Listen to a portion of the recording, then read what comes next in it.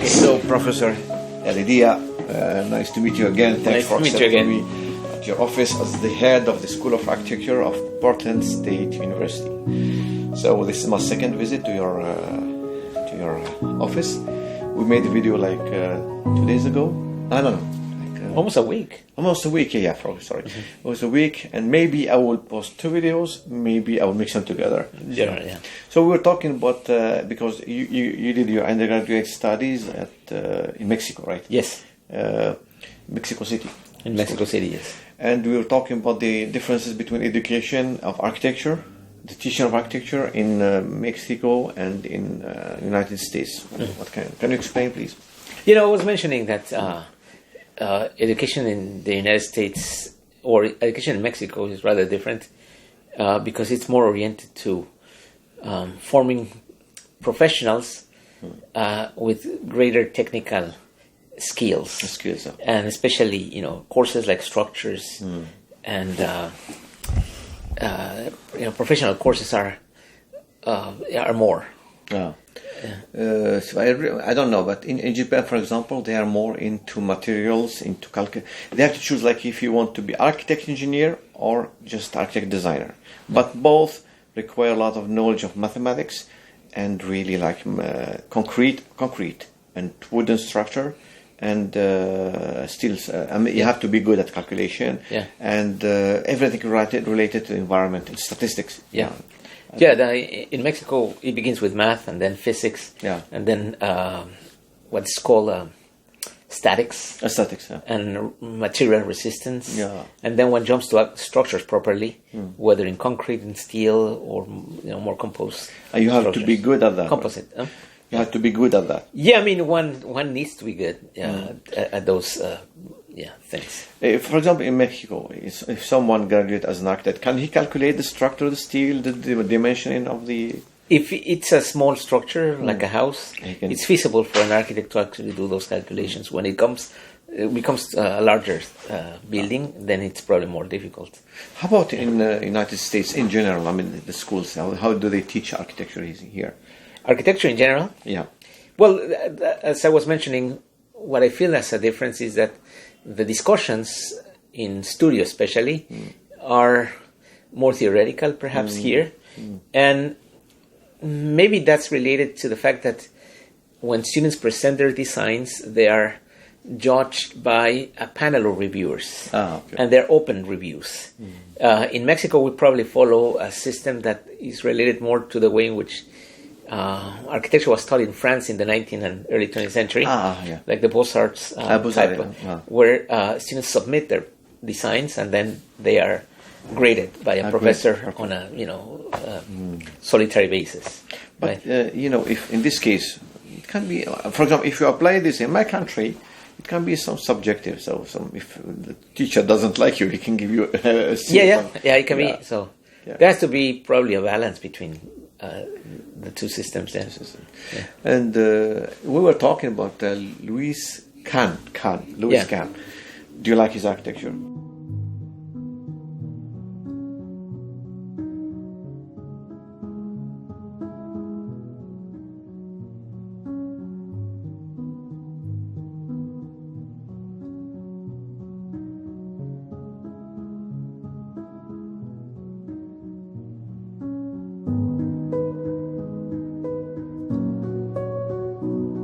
I like his architecture, certainly. In Japan, they like him a lot. I don't know why they like him. For me, he's a good architect, but he's not my thing, But I need to read about him a lot. Yeah. So what do you like in his architecture?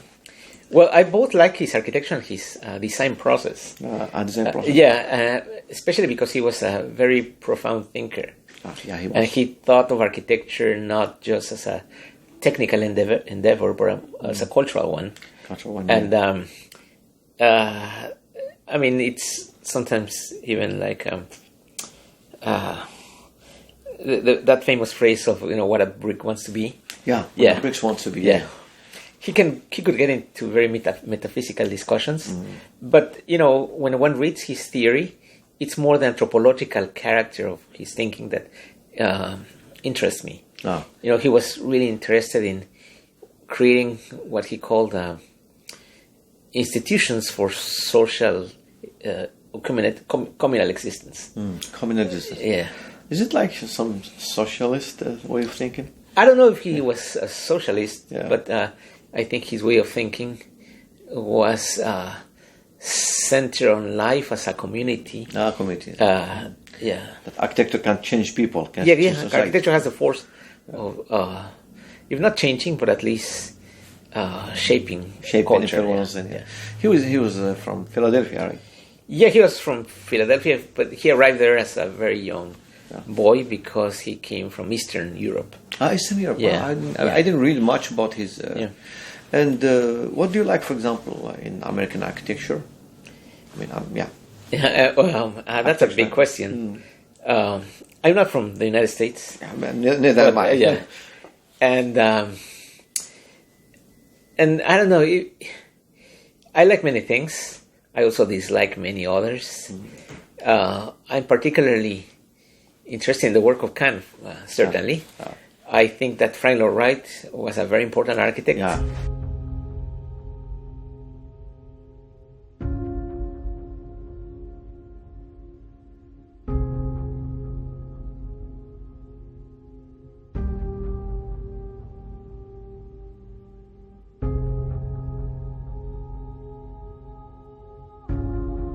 Although I'm not, some of his architecture I'm not very Same here. Same. yeah. I just like few of very interested in, especially when it comes to very ornamental type of things. Yeah. Not that he was a modernist architect, but sometimes you see he had certain obsession with detailing and patterning. Every single corner of his buildings. His design for the Tokyo Imperial Hotel. So it was destroyed during the earthquake. I don't know, earthquake or during the war. I'm not sure. So they managed to change the remaining parts of his Tokyo Imperial Hotel to the city near the city I was living in Nagoya in Japan. I went to visit. It's good, but too much detail, and I felt like sometimes. These details sometimes disturb your bother. It made me not really feel comfortable. Yeah, and in a way that resonates a lot with my own personal convictions or beliefs in terms of architecture. Yeah. The way I was educated, I feel that architecture has. It's normally called function, but it's an art that requires that buildings sometimes recede from attention. Because when they are overtly articulated, then one just gets concentrated on those things, and with losing from sight the fact that they have to become background of human activities. They have to be frameworks of human life. I see. So, before coming today, I was checking the famous buildings in Portland. I thought there's a building designed by Michael Graves. Famous. Yes, so close from here, Portland building, something like that. Yeah, it's postmodernist. I didn't visit it yet. Maybe I will do later. So.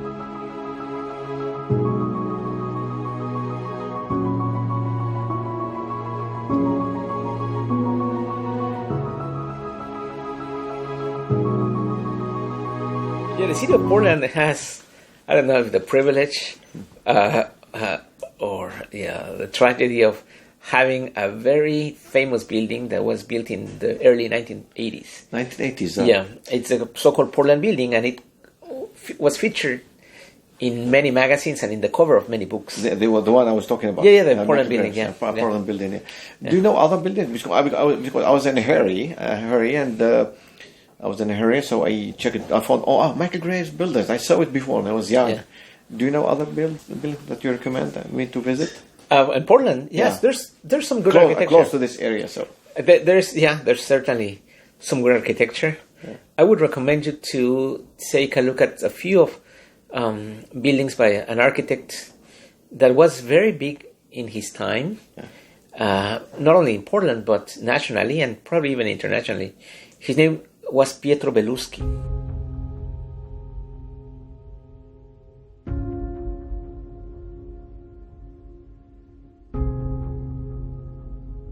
Pietro Belluschi. I've never heard about him. Yeah. Pietro Belluschi is probably Portland's foremost modernist architect. Okay. He came from Italy as a young architect here, first passing through Cornell University, where he did some years of study there, and eventually landed in Portland. And he apprenticed in an office that was probably the most important office in those days here with Albert Doyle. But he became, in a way, he took over the office when Doyle passed away. When he died, because Doyle died at a very young age, and Belluschi took over. And he did some of the most interesting buildings in the city. I would recommend you to take a look at the office building called the Equitable Building. Equitable Building? Yeah. Is it far from here? No, far, it's relative in Portland. Probably you haven't, I don't know if you noticed, that the size of the blocks are 200 by 200 feet. In meters, that would be like 60 meters by 60 meters. Same, yeah. In the United States, I don't think one can find smaller blocks than that. It's unique, so far. It's unique, so it feels like you're in a big city, but actually you haven't walked that much. Yeah, I got a feeling. I went to Powell's bookstore. So yeah. It's a long way walking, but I didn't feel like because it's probably not a long way from here. Maybe the blocks as well. So it's the blocks, and the good thing is that that configuration makes a lot of corners. So what's the name of the building again? The Equitable. Equitable. It's an office building. Okay. One of the first fully air-conditioned buildings, but it was done with material that was the surplus material of some of the machinery that was built during the war in the city of Portland. Okay. So it's a very smart design in a way. Okay. And with a good urban presence. Okay. The materials has granite, but also aluminum and a lot of glass. Okay, good. Yeah. I will check later. You will show me. I'll show I don't you have internet in my phone.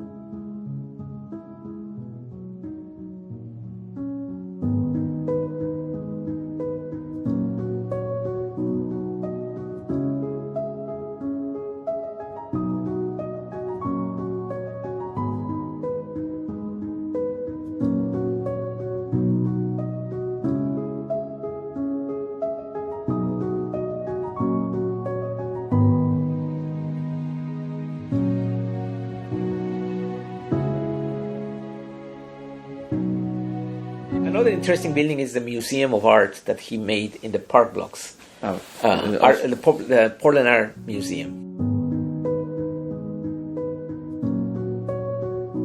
Okay. It's also Belluschi, but it's one of his early works. I will try to check it. Yeah. And how to say? Yes. How do you see the teaching of architecture? I mean, how it should be more engineering, more art-based, more design, more theory? Yeah, I don't know if I'm partial to that question.